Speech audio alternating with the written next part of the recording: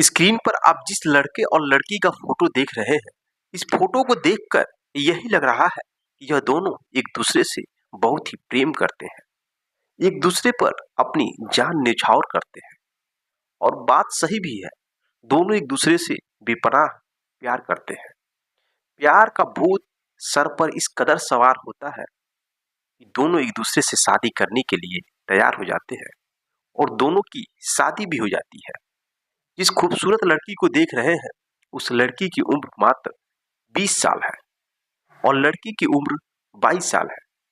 दोनों एक दूसरे से शादी कर लेते हैं, लेकिन उस लड़की को नहीं पता था कि उसकी खूबसूरती एक दिन मिट्टी में दफन हो जाएगी। मेरे दोस्तों, दोनों शादी कर लेते हैं, लेकिन शादी होने के बाद कुछ सालों के बाद ही जो लड़का है वह अपनी प्रेमिका को यानी अपनी पत्नी को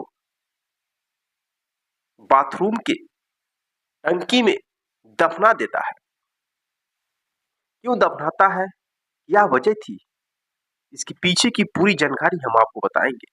लेकिन दोस्तों, ये सोचने वाली बात है कि जो लड़का जो लड़की एक दूसरे से प्रेम करते थे, जिसकी खूबसूरती को देखकर वह लड़का मरा करता था और लड़की भी उस लड़के पे मरा करती थी, लेकिन आखिरी क्या वजह आया, कौन सी घटना घट गई कि लड़का अपनी ही पत्नी को गड्ढे में दफना देता है। इसके पीछे की पूरी कहानी जब आप जानेंगे तो आपके पैर तले जमीन खिसक जाएगी।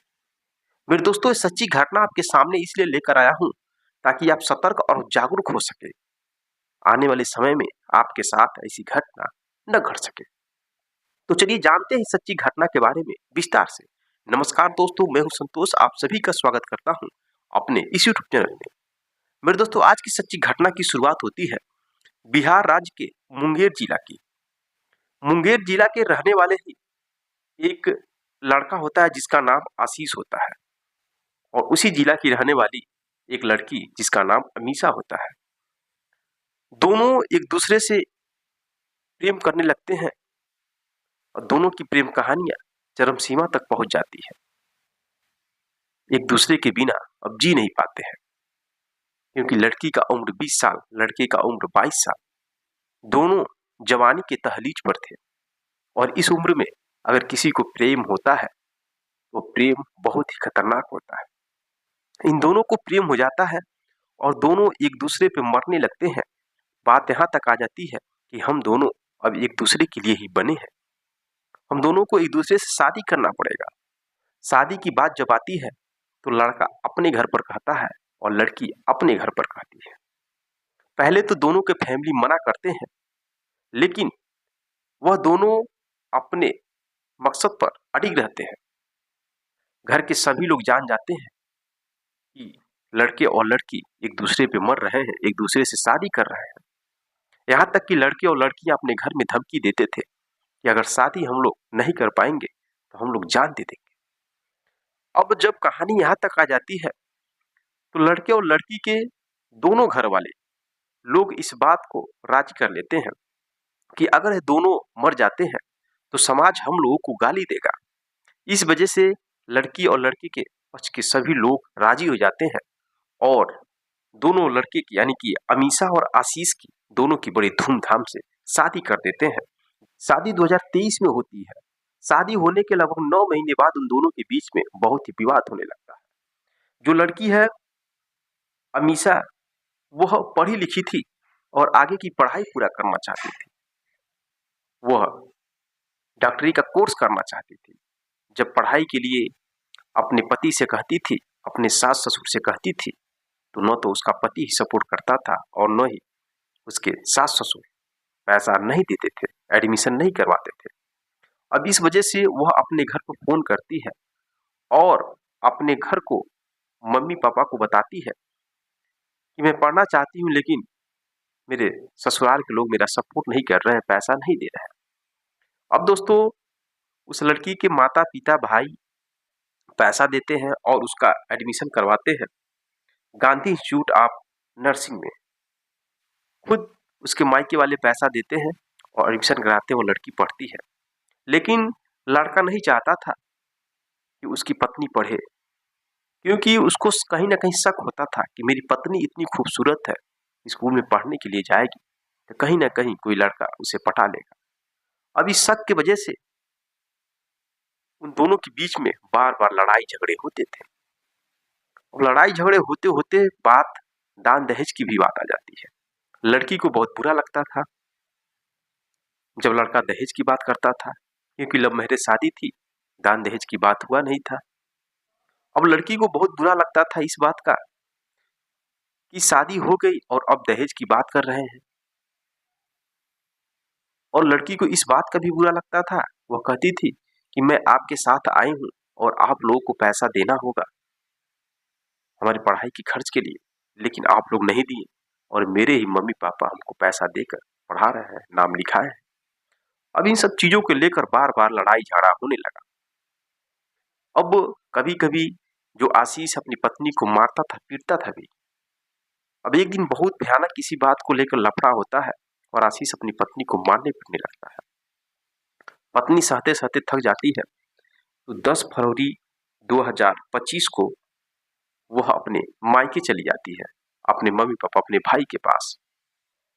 इधर चली आती है, अपने मायके में ही रहने लगती है और वहीं से अपने स्कूल में जाया करती है।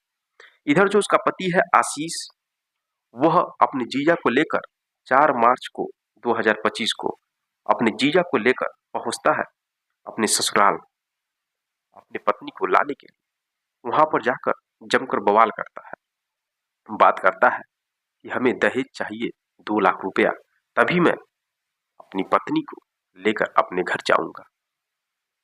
अभी बवाल होता है। इतना होने के बावजूद भी जो लड़की के माँ बाप वो आशीष को 2 लाख रुपए भी देते हैं।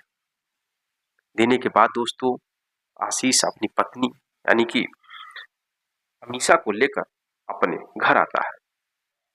घर आने के बाद दोस्तों पूरा बवाल होता है। 4 मार्च को लेकर आता है और रात में बवाल होता है, फिर 5 तारीख को बवाल होता है।